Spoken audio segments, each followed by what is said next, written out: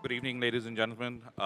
Thank you to all the panelists for coming here from different cities. The majority of us from Bangalore, but we meet in Mumbai. Uh, and thank you, everybody, for coming here. Let's make this as interesting as possible. We are going to delve into how brick and mortar and how designing these stores work, how we are keeping up with the trends of today's retail, right? So what I'm going to start off with is Kavita with you. And if you can first thing ask, as we have many retailers amongst us, how do you go about choosing a location for your brands, right?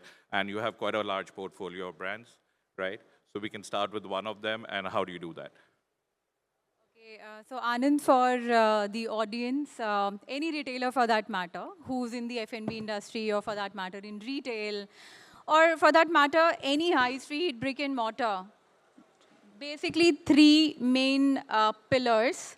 One is your research-driven data.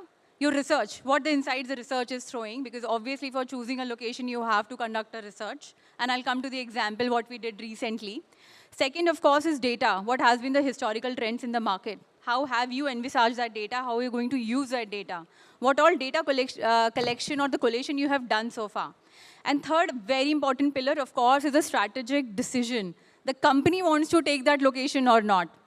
For an example, we recently made a foray into Mumbai Metro Line 3. We won the master concession to develop 50,000 square feet area in BKC and Metro Line 3 and T2 airport, sorry. The work started 8 months in advance before the final results were out. Step one, go to the market, collect insights. India has not so far seen how the metro stations in India are. People have seen what airports are all about. It's an extension of travel retail today. Went to the market, did extensive study, went to the site recce, came to BKC, came to T2, went to the entire area. What are the kind of demands the market is throwing? Will my retail work? Is it too early to even think of retail in the metro stations in India? F&B, food courts, what are the other commercial aspects? Can I look at diagnostic centers? Can I look at creches? Can I look at pet care centers? So all that research and the data we collated, and then we worked on it. Third important, my P&L, because until unless I get an ROI, for an example, if the tender is for 5 years or 3 years, the more tenure extension I get, the better it is for any brand to sustain and give the numbers or get the numbers. And I think Sahil is nodding his head. He and I have worked as concessionaire and operator once upon a time, and there was always a fight. This number will not suffice. This revenue share will not suffice. And as an operator, I used to say, no, this is my expectation for budget this year. So, you have to create a balance. How do you work in the competition landscape? Who are your competitors? What are the white spaces? Where do you see the adjacencies coming up? Has someone tried this and tested this formula before? Are you the one who's entering in this arena for the first time?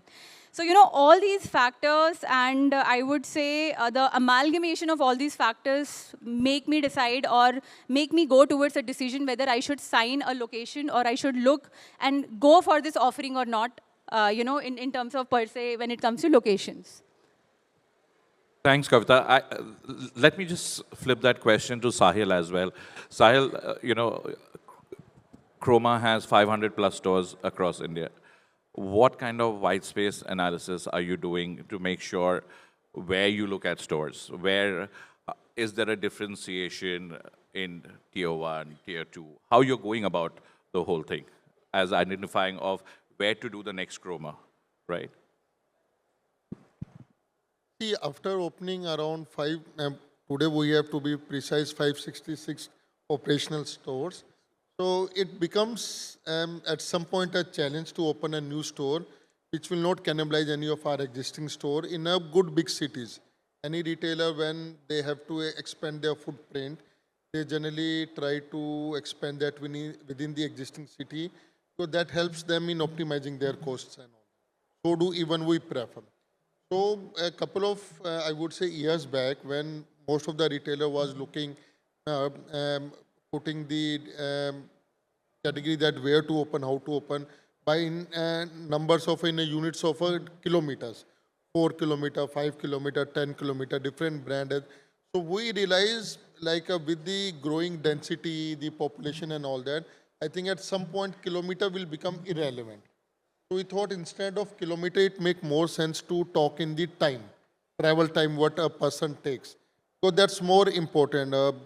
Within Mumbai, you can travel 2 kilometer in 2 minutes to 2 hours.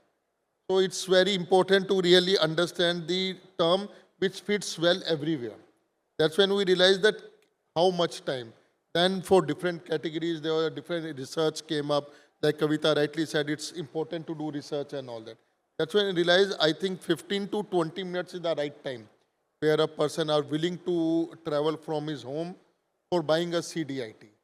So generally, we try to see that, oh, okay, from a store, a radius of 30 minutes, 25 minutes. Do there is a pocket which, again, a radius of 20, 25 minutes, there is no thing, and then we say it's a kind of untapped market.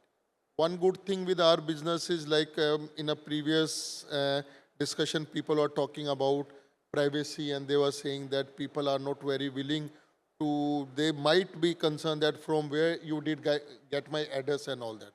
Unlike there in my business, people are very, very okay to share their number because generally all warranties and everything are being tracked by that phone number. Second, they have to Agree. give their right address to get that product delivered. So I have more data with me to work. Absolutely. I think the service part of it is also very important, right? So I think most of us don't mind sharing that data where you all are concerned, but yeah, but we are having that problem today even to go and, buy a burger, right? Just give your phone number even for what you're eating. Prashant, coming to you, you are big in online, so you're getting bigger in brick and mortar as well. Uh, you know, how are you going about doing this? Uh, and for you all, it must be a lot of thing rapid, number one. And number two is, when you're entering a city, is there a strategy in place from do I do high streets more? Do I do malls more? Because of the size that you're talking about. Yeah. So over to you. Yeah, Anand, I think you got it right. I have an omni-channel. So back when we started, largely we were amongst the first few brands to list ourselves on Myntra. Back then, Myntra wasn't the Myntra what it is today. We always believed that we, instead of just using it as a platform for selling all seasons merchandise, why don't we, channelize that and, showcase best of our products on Myntra? And we always envisaged it, saying how it will shape up to. So that was what was there. The choice was whether you want to create a channel or live on a channel and create a brand. We chose the latter. We decided to go creating a brand. Instead of creating a channel, that was the strategy. We built on to create our offline stores. Currently, we have close to about 350 retail point of sale and about 70 exclusive brand store. We have been very, very cautious in terms of our expansion. We have deeply penetrated. And being a marketer, only marketer on this panel, I'll just tell you how it works out. We look at cluster approach. Using, opening a store and using, tactical, sporadic approach will not help because, you consolidate more from a marketing sorry. You work on a marketing standpoint. So each, dollar that you spend in needs to get more of your walk-ins, more of your footfalls, more eyeballs. So we try and target a city or a state and open more stores in that vicinity. So there is enough and more, word of mouth and, top of mind recall there. So that's thumb rule number one. Number two is, yes, between a high street and a mall, for a brand like ours, which is catering between a millennial and a Gen Z. Now today, everybody's trying to talk about Gen Z, but the hard fact is even Gen Z today have touched 30, right?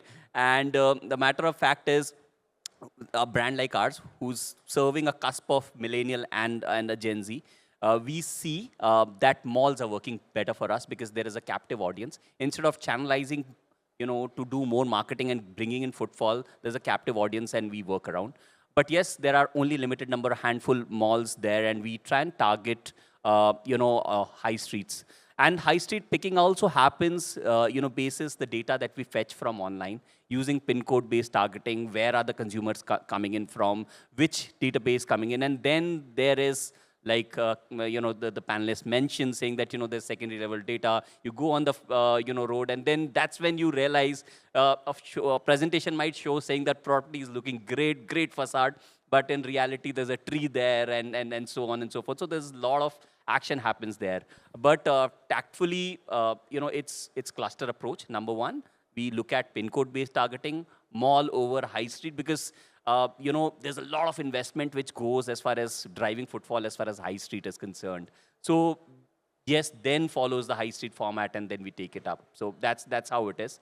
And for a consumer also, we need to be cognizant in a bigger city or a smaller city. When you're picking up a high street, parking problems are sorted or not, two-way or one-way. All those things come into play, and then that's how you decide and go ahead. So that's the game that we play in. Sure, Nishant. Thanks. Juhi, if I can just link to that, right? When you're talking about store design, and Nishant mentioned about pin codes and data, but end of the day, for the millennials as well as the Z, how is there something in particular that you're doing to make these stores or design these stores more attractive? Let it be, regular retail, F&B, anything that, that you can put a light on where, which is making more attractive these brick and mortar stores for the footfalls to increase at that particular store. And, it has to be similar across the cities that, the customers go to. Is there a thought, how do you go about designing that? Am I heard? Am I heard? Yeah. Yeah. All right, excellent. I think we are going more and more away from similar stores. The younger we are getting, our audience is getting, they are seeking more different experiences and not really similar experiences. And yet there's the how do I say, the really age-old problem of, I want my brand to be recognized. So today, store design, and I will take the cafe experiences and the food experiences slightly differently, because that the way we address the tracker of how similar a brand must be to be recognized consistently across properties, vis-a-vis how different a brand must present itself to maintain novelty, it's different for retail versus F&B, right? In F&B, we are able to experiment so much more. Yeah, because you really want to create a new experience at every new touch point. And we encourage more and more of our F&B brands that don't be like what you already were in the previous store. So, we sort of look at, what are the cultural nuances, what are the Gen Z or the younger audience, if that's the kind of audience the brand is looking at, what are they excited about in that area? You can have, we are all Bangaloreans, so sorry to the Mumbaikars here. The kind of experience you have on 12th Main vis-a-vis what you have in Koramangala, are you offering them something different because they will come to your place accordingly? So that's point number one. That's how it works in food. It's much more exciting if you keep it different. Yeah, and then when we look at Gen Z audience in retail, yes, the brand recognition needs to be, the consistency needs to be much higher in proportion compared to food. But they are really looking at newer experiences again. Consistency, yes. I mean, really consistency today, if we look at, is more a brand demand than a shopper demand. So your brand actually needs to evolve with every store that you're putting across. Sure. Rajesh, if I can just come to you. The same thing on, is the same format that you follow while you're designing, Rajesh? While you're doing it, what kind of a conversation do you have with the retailer while you're designing the store, right? Because I'm talking about the formats would be different. If you are designing a store for a jeweler or someone, right? What kind of conversations are you having so that, it helps you design their store and a little different from someone else's? The reason I'm asking this as well, so that, typically under a jewelry market, for example, the neighbors are jewelers as well, right? So they form a consortium. How do you stand out? How do you make that difference if somebody came to you and asked that question? So just a small correction, sorry, we don't design, we actually are into execution. Sure. So we execute whatever people like Juhi and Right. design. But what we try and do is also understand from the brand and the designer their vision of how they want the products to be displayed, what kind of illumination they want. Because at the end of it, you're looking at it in a physical space. And all of these matter. So the color combinations, the material combination, the illumination, the space into which all of this is going to be displayed. A jewelry, for example, needs a lot more brighter light. So we understand all of that, and then we try and put that into reality. And we also try and understand the brand perspective in terms of the usage of the product, of the furniture itself. One is in the space that it is going to be in, and apart from that, in future, if they would like to, move it to another place, because we try and, since the design is standardized for a brand, the idea would also be to help them reutilize that in case if the store for some reason needs to be relocated, which we saw a lot during COVID. A lot of bigger stores moved to a smaller store, so some of the smaller stores moved to a bigger store. So where we reutilized a lot of the fixtures that we had supplied over the last 3-4 years for most of our brand partners with whom we work. So that's the kind of solutioning we try and do in terms of the kind of usage that they do, and basically that's what we work on. And the idea is also to try and you try and make sure that the design ideation as well as the brand's perception of the brand value and everything is tried to portray in the furniture itself in terms of quality and all of that. So this is generalizing, but I would assume there's a design coming from Juhi and you're executing it. A brand would ask you, I need it to be an awesome store, but get me the cheapest material, right? How do you answer, such things, and how do you address it, right? Because after this, we're going to move to Rakesh, and he's got, a lot to talk about where Cult Fit is concerned and the different variety and size of store they have. So I just want to know, how do you work around that? So thankfully, I'm an architect myself, so I understand materials and details and all of that. So, and because this is a family business for us, I'm a second generation. So I grew into the business right from an early age. So fortunately for myself, I've had the fortune of growing through the business and understanding materials. So when the brand or the designer comes back and tells us that, okay, we want the product to look like veneer, but can it be made cheaper? So we give them solutions in terms of, instead of using 4mm veneer, we try and use a face veneer, which we collaborate with our partners, material partners who supply, and reduce the cost of the 4mm veneer and do it directly on the MDF. So these kind of value engineering we do. In terms of material also, the thicknesses, now 18mm MDF versus a 16mm MDF, cost different, much lower, but strength-wise, it really doesn't make much of a difference.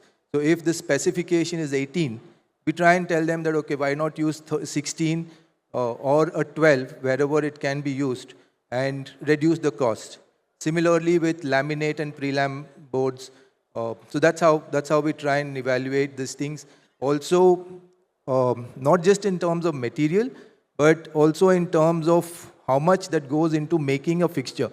There are certain components that are necessary that are not. So we try and eliminate the ones which are not really required. So the number of components and the amount of material utilized in the fixture is reduced, further reducing the cost. And also in terms of the labor involvement.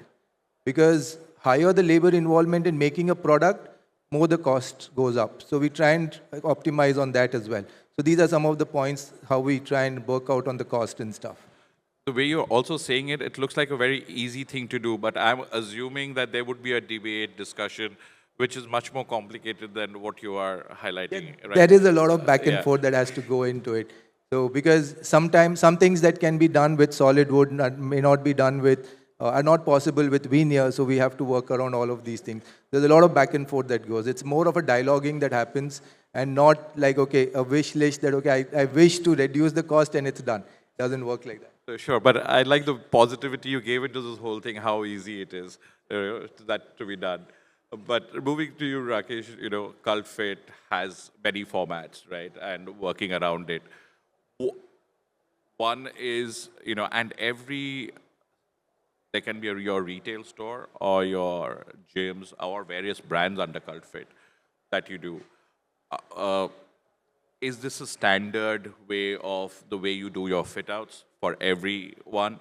Or there's a thought process to it? We can start with your new retail stores. That's the new venture that you're doing. And, and obviously, post-COVID, I think you probably have the data, more and more people have gone back to getting fitter, right? It is something that has done. How have you attracted? What different have you done? Because there's this suddenly, obviously, business-wise, there's an excellent growth for you all. But how have you attracted everybody and offer them different things? How do you do that at CultFit?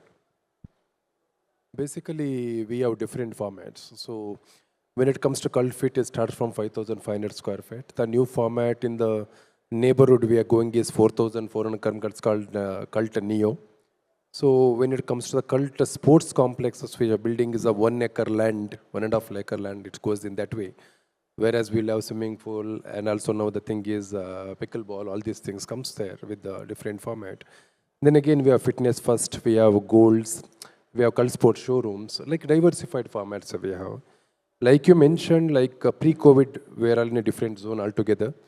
Like wherever we used to get the property, we used to left and right, we used to open. Post-COVID, we started working deeply on like revenue ratio, how it goes, and nothing, making it more profitable, sustainable. Because then we started moving more into the neighborhood. So it has its own limitations also, design-wise it varies. Mumbai, it's more of vertical population. India, 77% of, almost 70% I can say, vertical population is in Mumbai. Yeah, the design is different, we have to plan. Safety compliances and business BMC norms are different. We have to go with that. If I sign one property today in Mumbai, it will take at least 6 months to open center because of change of activity, additional alteration, all these things. Compliance is different. So that's when it comes to Bangalore, Hyderabad, there's a different challenges we have. And when it comes to Noida, Delhi, that's a different thing because in Delhi, especially get all the old buildings, structural stability is going to be a different game we have to play around. So when it comes to format wise, definitely it's not the same thing we follow. And there are different dynamics we follow. And also over a period of time, we learned a lot, to be honest with you. First, almost 6 years, we acquired nearly 29 different chains from big to small. One of the highest acquisition of anything. Now today nearly organized 70% fitness is with us. So we learned many things. Initially, Cult was totally a group exercise format. And for us also the weight training, all these things were very new, to be honest with you. When the Gold's Gym came into our vertical, when the fitness first we acquired, then we acquired OneFit, that's a fitness equipment chain. So then automatically we learned a lot of new things. So design-wise also we started working. Also Cult we normally called as Pure Fit, you mentioned other company. It's more considered more as a tech company rather than the fitness company. Today we call it fitness and sports. And lot of technologies we are working around because post-COVID we did an experiment for a group exercise. People were fighting with each other. Sometimes they used to touch each other and those frictions were happening. Mumbai people are very moderate, they will tolerate. In other cities, sometimes we had seen people fighting with each other. So then we started using the laser lines also in the center. Those experiments are also we are doing, where people can follow the only that thing also. And the directional things we follow sometimes. How the technology we can evaluate. Now the actually new format came up is the cult Pilates. That's a small format, but very tech-oriented thing. Investment comes. Almost one center goes to 2.5 CR. So, but the area is 2,500 square feet. The pricing is also in that level. So overall, if you see, technology-wise, every day we are trying to do. And also very unconventional formats. Ready formats are not there in India currently. And also bringing the technology from outside is also very challenging compared to cost-benefit analysis. My business is very narrow format. And nowadays we are going to the franchise also. But ultimately one thing is, it's a tech company. Everybody has to take the membership through app. You can change the, book the class, and you can order your orders also, anything you want to do it. Everything is there, but still lot of scope is there to do. And currently, if you ask me, we are in that path, not reached to that level yet. Sure, Rakesh. But, Kavita, if we can come to you, starting from what Rakesh said, and we hear a lot, what is experiential retail? What kind of experience do you want to give to your customers when they come to your store, right? What is the experience that you're looking towards to give them, right? How is it that how you attract your customers? How do you differentiate, and what difference do you give? I think this would probably be the same question on Nishant and Sahil, and probably Juhi, you can help us, design that as well. What do you look at it? So, Kavita, over to you, please. So see, customer differentiation is extremely important. The approach we have in the company is to turn it from a transaction-led approach to a more immersive experience approach. Now, what does it mean? You can also add the loyalty part to it, and Yeah, how do they keep coming to you? Yeah, sure. So I will take example of Artport, which you wanted me to take up. What we are doing in Artport, just to throw some numbers, and then I will come to the point that why it turned around as a store. Last year, 23-24 financial year, we closed the year for Artport at 24 CR, roughly around 24 CR.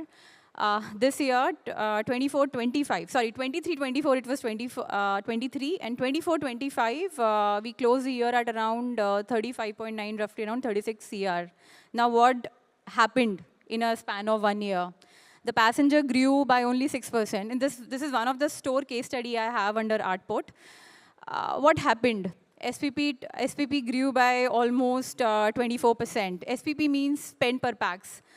Every passenger who's coming to a store, what exactly he's buying in terms of the value. That is called in rupees, defined in rupees, and it's called SPP or spend per pax.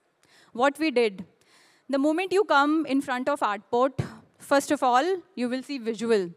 A very color, coordinated, intuitive driven layout store. Easy to walk in. The moment you walk in, you will be welcomed by the statues which have QR codes. So we are kind of encouraging the passengers who are not from India or also from India who are traveling through the airports to scan the QR code and to know more about what that art form is all about.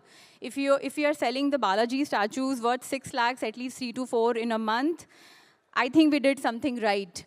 People are requesting us to courier it to as far as Russia, which was in a war, but people were still requesting that if you can please do it for us. We are now couriering it to multiple countries. I think the QR code strategy helped. Second thing, as soon as you enter the store, you'll be welcomed by the brand ambassadors we have as staff there, which we call them brand ambassadors. They will offer you refreshing tea. What it does to your mind, it calms you down. It soothes the anxiety you have as a passenger. You're traveling through the airport, whether it's international or domestic, it soothes you down. It calms you down. Then they will offer you a tour of the entire store. They will take you around the cultural heritage, what India has to offer. Third important point, we have weekly performances of sitar players, tabla players, flute players coming to the store. Puppeteers are called from Rajasthan. So there are a lot of Indian heritage and culture we are showcasing to the passenger when it comes to immersive experience. Fourth important, we co-created music which is played in the store with Radio Wala. That's traditional Indian music. We change it almost every week or almost every alternate day. What else we did? We did a fine tuning of the layout. We did the category mapping so well that when it comes to the loyalty, so I have not really started the loyalty program in Artport yet, but we have started collating the data because, all these changes we did based on the research, based on the feedback we collected from the customers themselves, that what do they want to see, which art forms of India they want to see. In the morning in the presentation, I presented that Dhokra is one art form which not many of us are aware of. If you go to National Museum in Delhi, you must have heard or seen the dancing girl. She was recovered. The dancing girl was, I think, belongs to the Bronze Era, if I'm not wrong. And that is called dhokra art, which is very, very relevant around, and some of the very few families do it in Orissa and West Bengal. You give them a chance, which brings out sustainability, which brings out the India to the heart of the airports, and then you offer it to the passengers who are traveling to the airports. So these are some of the examples of the immersive experiences we are, doing. And also to add that you have to add a differentiation in the product mix. If you're competing with the same brand in the same area, right? It's not a high street or it's not a mall. It's ultimately a very small area where there may be a multiple category operator of the same, multiple brand operators of the same category. How do you differentiate? How do you do the competition mapping? Do you do your data reading correctly? Data collecting is one thing, but are you really, have insights of the data? Are you reading your data well? And what all you're offering in terms of experience, layout, designing to the passengers and converting into sales. So this is what we are doing in Artport. Perfect. Thanks, Kavita. Nishant, if we can, understand how are you, how's the experiential retail, loyalty, how do your customers, how do they stick to wrong, right? For us, experience would factor in all the sensorials, which is all the 5, 6 sensorials that we talk about, including how the aroma at the store is. We've created a wrong fragrance which is sprayed every 3 hours on the ensemble so that the consumer, when they shop and they take that ensemble back to their home, their wardrobe also smells the same. So it starts there, something as basic as that. We are not using a regular dispenser, so it's like that. Music is something which is customized. Most brands would play anything, that it aligns with the brand's philosophy. What we have done is we have a queue jam. In case you want to, play a music of your own, you scan and you play it. The music starts playing there. More to that, we have our brand face, Virat Kohli. Everyone wants to know what's Virat listening. You scan, you get access to Virat's playlist. You access that. We have smart mirrors. You go ahead. You have, endless aisle where you can shop. Something is not available in your size. You place an order, it gets delivered at your home. So we try and create those kind of experience. But beyond that, retention becomes a very, very important part. And that's something where loyalty and the customer CLM journey comes in play, where we try and communicate to the consumer, beyond once the shopping is done, where we try and come back to them or, remind them in terms of what is curated for them, what would work out. And that's what brings in more effectiveness. Because at one point of time, customer acquisition is important, but what will kill is if there is no customer retention. And that's something which is very, very important. And there's a complete consumer research journey which is there. So I can go on, but I'll make some experience for the consumer, people sitting out here as well. We'll keep it short there. But yeah, that's a mixed bag. No, very interesting. I just want a follow-up question on that. Is there a mapping? Is there a time that, when customers walk in, right, how much time are they spending in your store? Or it does not work that way? Is it like you come in, shop, and go? Is there something that you want to attract them? Do you want to keep them longer? Or as long as they're giving you the business, that's good enough? How does that work? In fact, it is, more so on Meta, right? Earlier, it was how many people were clicking. Now, it is, in fact, LinkedIn. I'm just telling you, the entire algo was how many people are interacting with your post.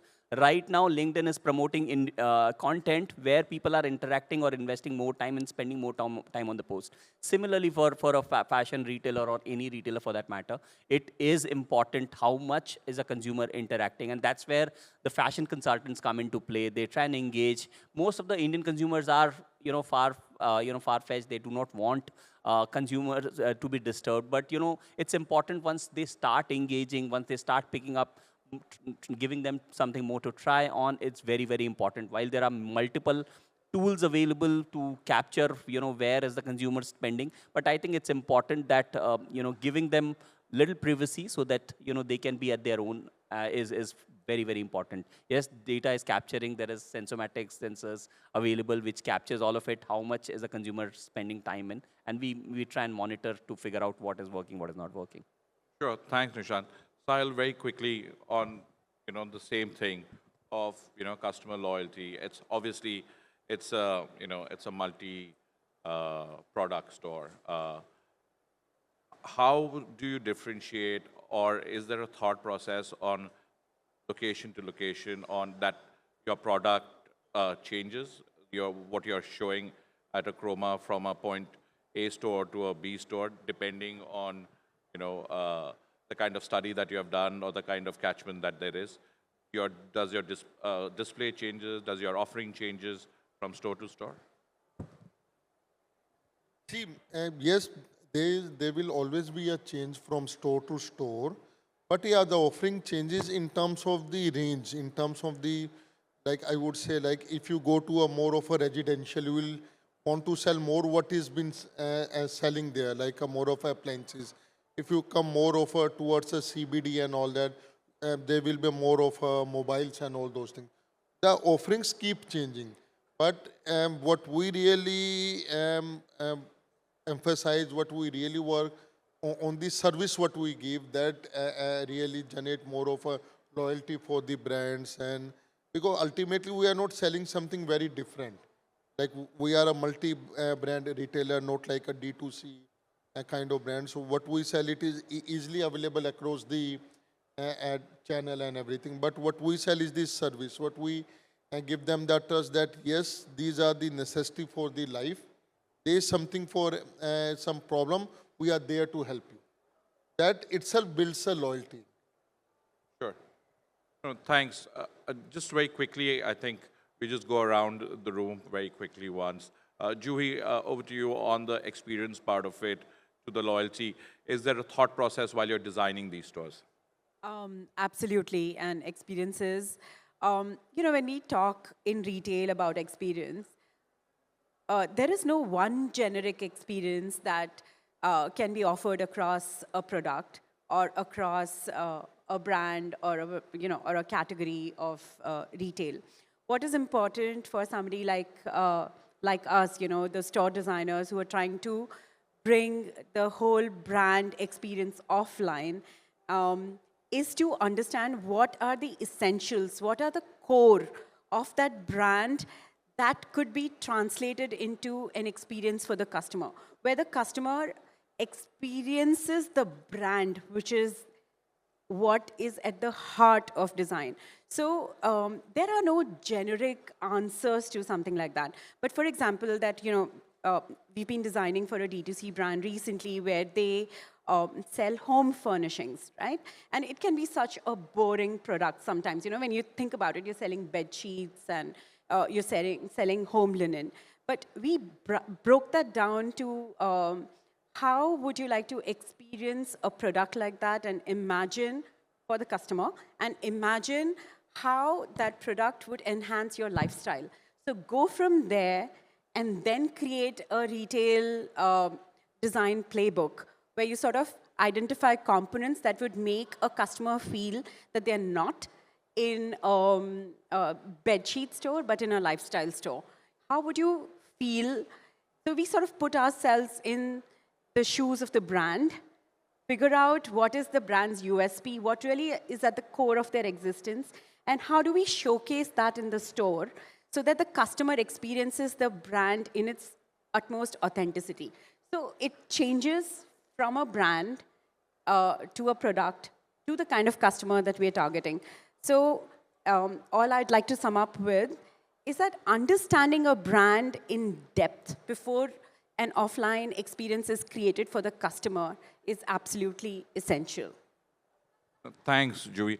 Rajesh, is there something, that deeper thought when we are, from the design stage to this? Is there a deeper thought to it that, yes, using these materials or these feedback, the stores will look good. What kind of material inputs or, do you give, which would work out, right, on the same way that today's retailers? So are you all also doing a lot of research based on that, on what's hot and what's not? So currently, not really. But what we do is we collaborate with designers. Like with Juhi, we get in at the design stage itself and work out these material possibilities at the design stage. And at the ideation level, we work out that, okay, if the material needs to be really bright enough, the colors have to be secondary or primary, what kind of materials to use, what kind of, whether to go in for PU or Korean or laminates. So those things happen at the ideation level.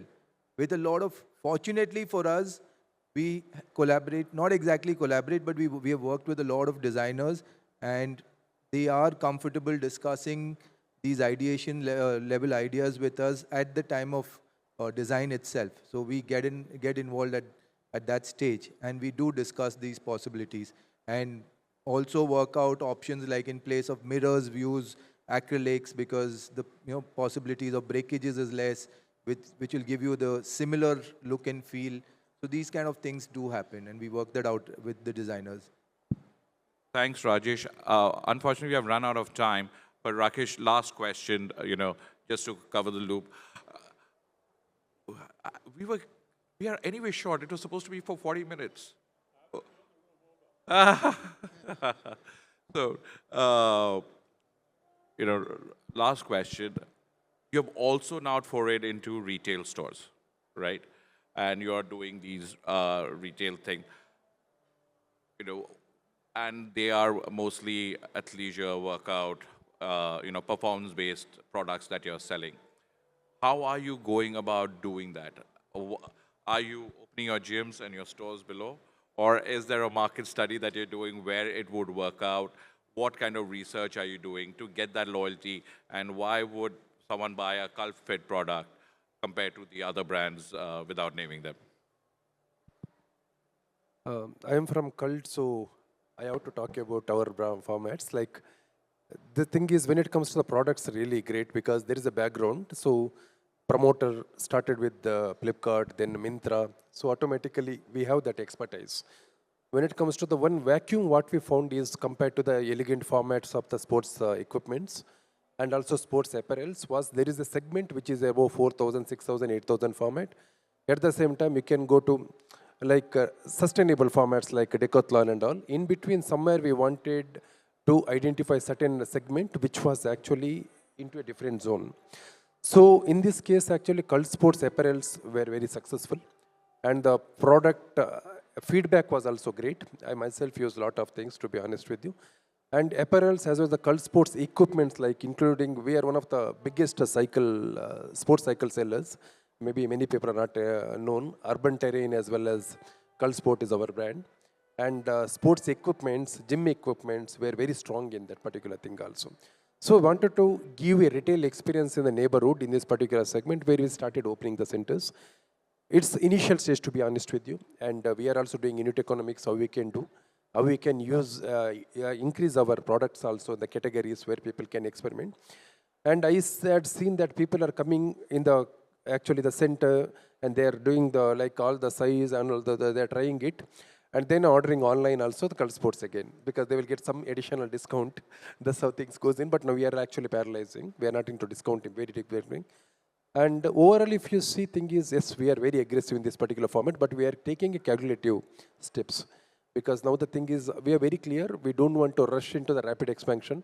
And coming to your, but when it comes, it should be sustainable also. The numbers we are very eagerly want to go. And coming to your one particular point, whether you're looking for the cluster of the stores, like in maybe the ground floor, the cult, then the other formats, of course that is there, but real estate is the one point we're looking. Bangalore, we have that ability to do. We are trying to do it because the entire building we can take. In Bangalore, many places we have an entire building cult outlet itself. So that's how the things. Volt we have, cult we have, fitness first also we have.